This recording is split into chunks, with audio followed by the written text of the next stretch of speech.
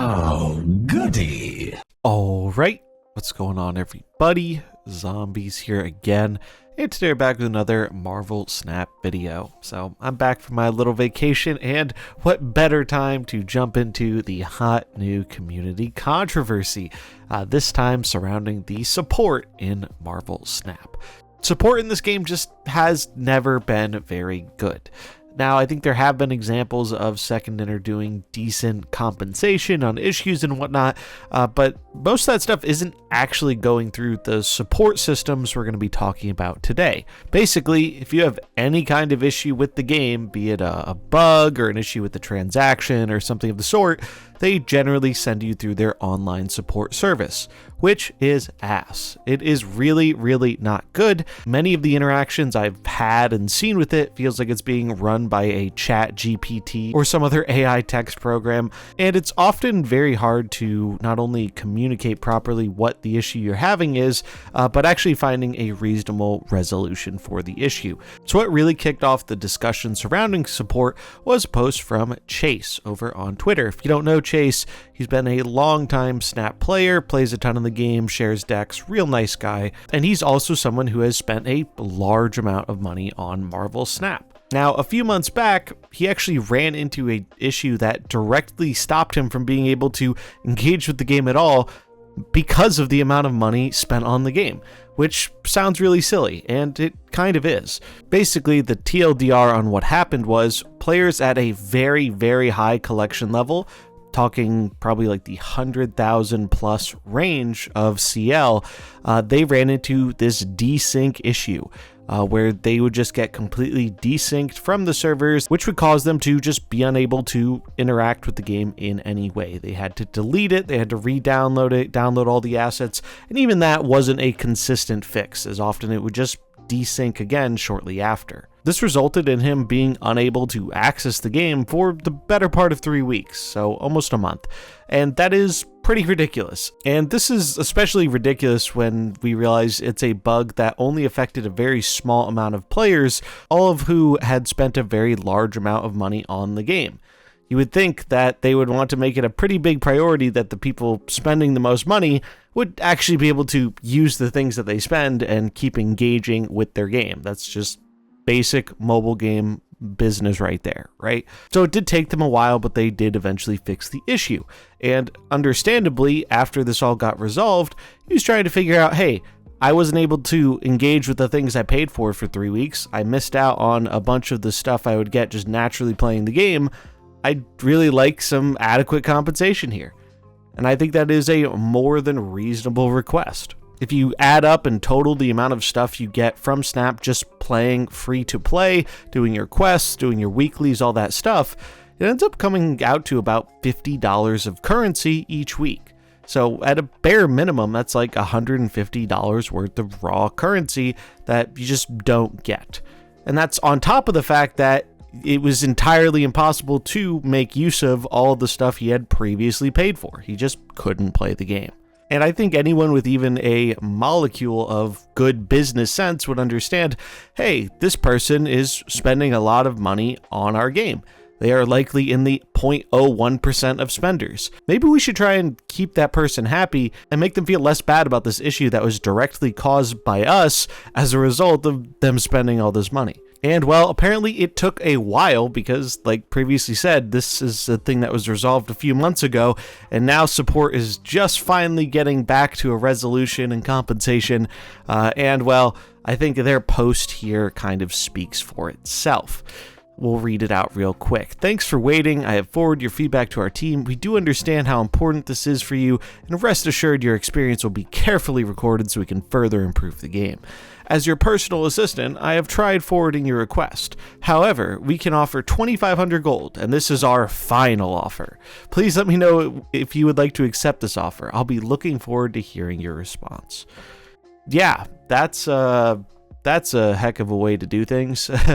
Yeah, so this is just an absolute pittance. And the thing is, and I think he's even said this later down in the post, it's not about wanting a specific amount of compensation.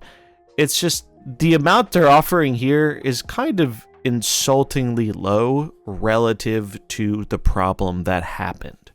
And especially when they're saying, hey, this is our final offer, it's like they're really just making it be an ultimatum here of, hey, if you want something, take this or fuck off. And that seems like a really easy way to put a sour taste in the mouth of someone who has otherwise been very positive in both engaging with and supporting your game. Probably 10, 20 times more than the average player, if not more than that. And so a lot of people in the community are rallying around this post because it seems frankly ridiculous. And if someone who has spent this much amount of money on the game, if even they can't get good support, what hope do we have for a free-to-play or a pass-only player to get good support if they're not even willing to give good support to someone who has likely spent in the 5-figure range on this game? And so while it sucks that this is happening to him, and I hope he gets a proper and more respectable resolution, I think it's good that this is being brought up because the support system in Snap has been bad for forever. It is so obvious they outsourced this to some random call center in some random country that is probably using AI for half of these responses. This is far from the only instance of the support being bad. Any quick Googling about Marvel Snap support will show a lot of different instances of people just having a very bad time with the support system.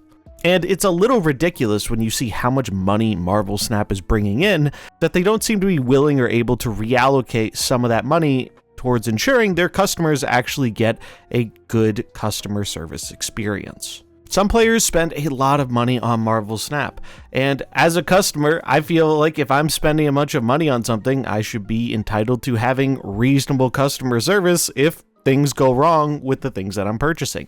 It's really not rocket science. Unfortunately, this isn't a trend that is unique to Snap. I think this is something we've seen in a lot of different industries. I know one I can back up from personal experience is if you've ever used Amazon support in the last 5 or 10 years, you can see there's been a very noticeable decline. And a lot of these support systems have realized, hey, if we just put more effort into stonewalling people and making the process less streamlined and more time consuming, a lot of people will just give up. They'll say, hey, this small issue is not really worth the time it is costing me. And then that saves the company money. And unfortunately, it's been a rather effective strategy from what I can see. I remember 10 years ago, Amazon support was one of the best things around. They made things very easy on the customer and always tried to get a pretty amicable solution. Nowadays, you're dealing with a AI chatbot half of the time. And they really limit some of the options you have on there because you're not talking to a real human being. And because of that, it is often harder to do things like get a return or get a replacement. It's not impossible, but I've noticed you have to jump through a lot more hoops than you used to have to in the past. And I think this is just something we're seeing happen in these customer service industries all across the board, and Snap is no different.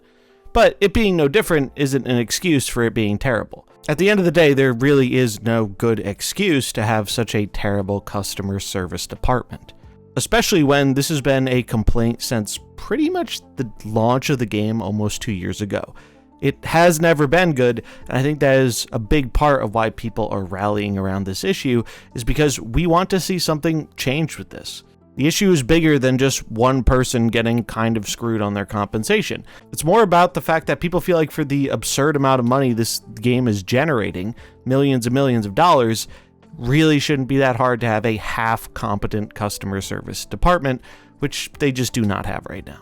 Now, I'm sure some people are going to get real focused on the numbers and say, oh, well, the guy already has everything. What is really reasonable compensation, et cetera, et cetera. And I don't think it's about finding a specific number, more so the fact that what they offered was just insultingly low.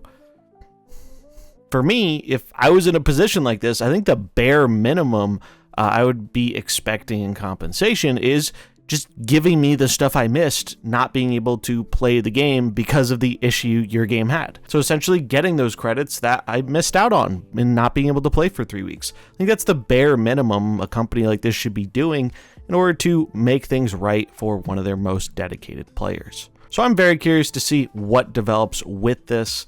how this gets resolved, if at all.